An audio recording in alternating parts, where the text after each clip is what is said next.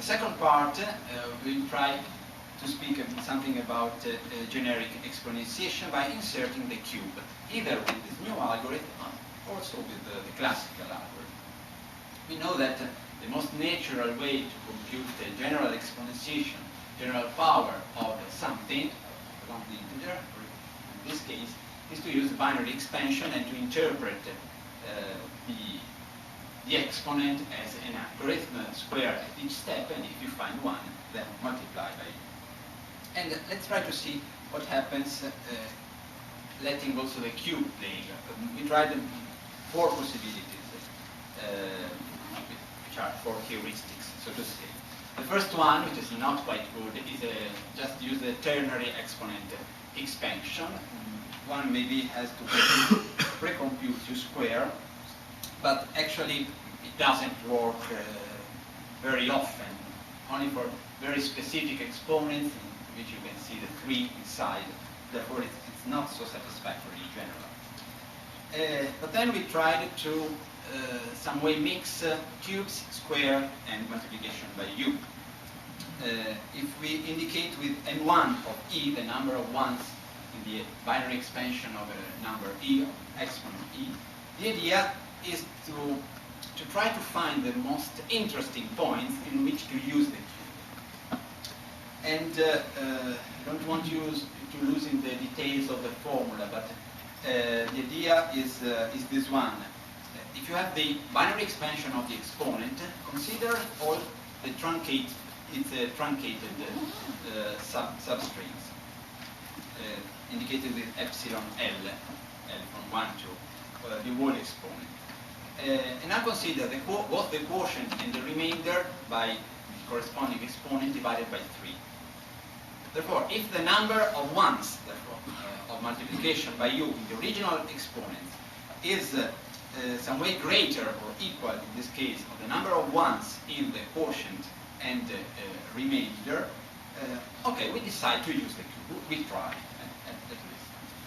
And we apply the same reasoning recursively in the quotient.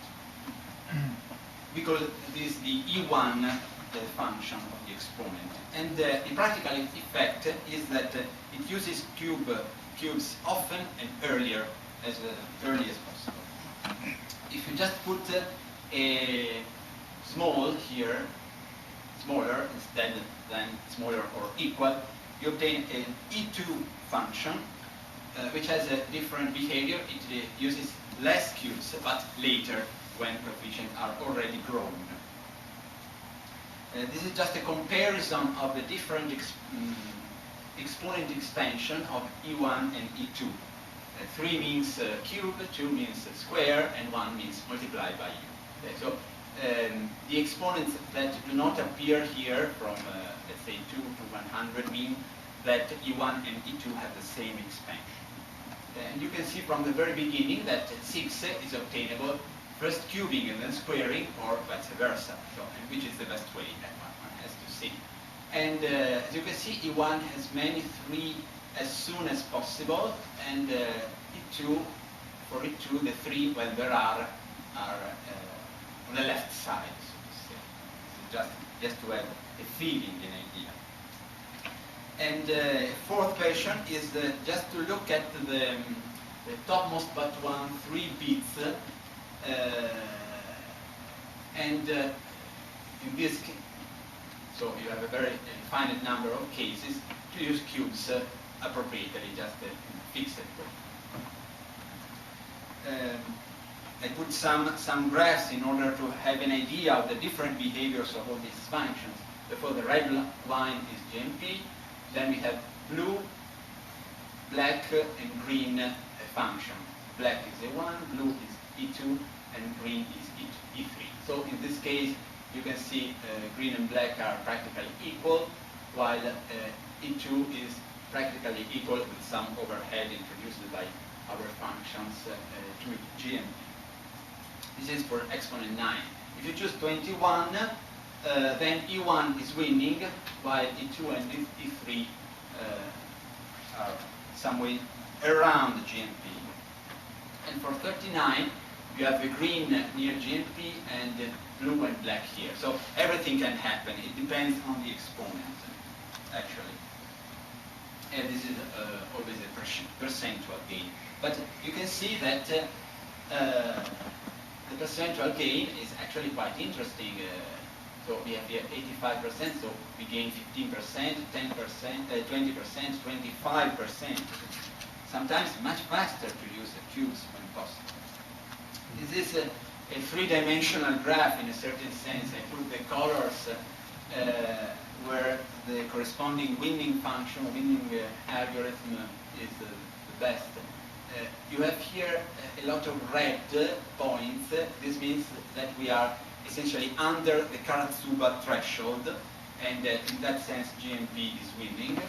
But elsewhere you have a mess of colors. You have some blue dominating here, some black lines, some zone in which you have green function winning, some red everywhere. So it's quite a complicated situation, just to have an idea of what may happen.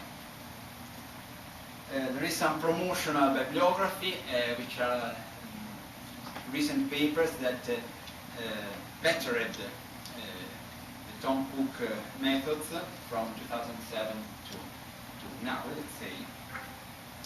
And that's all for my talk, and I thank you all very much for a very kind attention.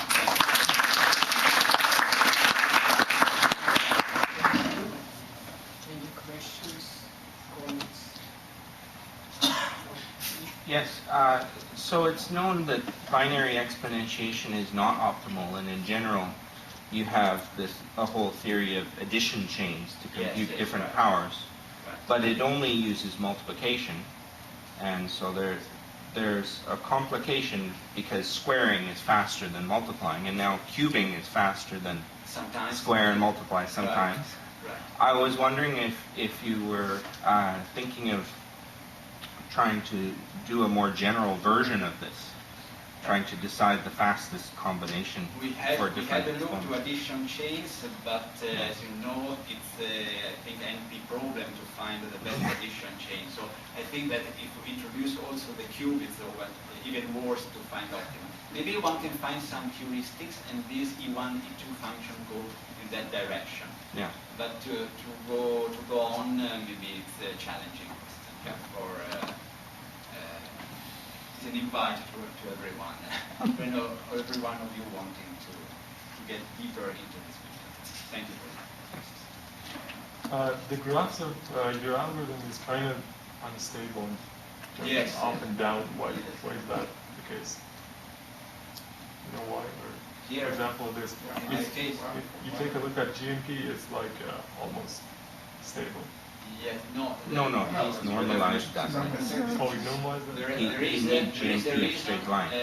for some, Oh, okay. some threshold, because Percentage. in GMP, you know, there is the school book multiplication, then Karatsuba, top of 3, 4, 6, 8, and quadrato, and then the FFT. And the FFT behavior is different from all the present methods. So first of all, you have a threshold here, which is more evident.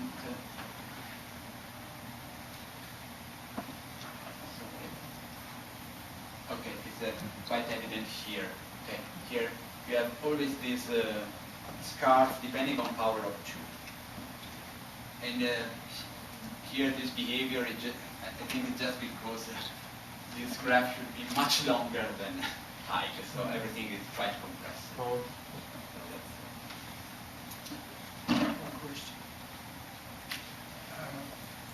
Could you please explain the theory about the first or the second slide, that square and multiplication by u is not optimal?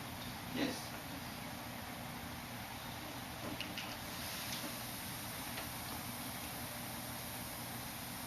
Okay. The reason is this one, okay? Because we saw the square and multiply algorithm. We do 3 squares and 5 multiplications, plus some other linear operations. While with the new cube algorithm, we do 2 squares and 5 multiplications. So we save 1 square. And therefore, it is better than the square of square. But it seems to me that it depends how to compute the square. Maybe some very interesting Yes, but calculation if you to compute compute with 3 squares the way you want, I think it's better than it's worse that you compute 2 squares the way you want. If the way is the same. Okay.